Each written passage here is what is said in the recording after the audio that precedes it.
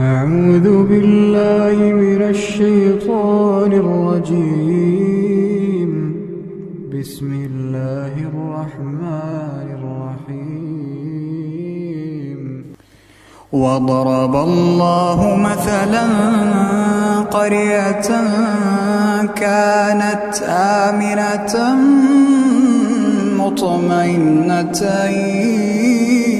يأتيها رزقها رغدا من كل مكان فكفرت بأنعم الله فأذاقها الله لباس الجوع والخوف بما كانوا يصنعون. ولقد جاءهم رسول منهم فكذبوه فأخذهم العذاب وهم ظالمون.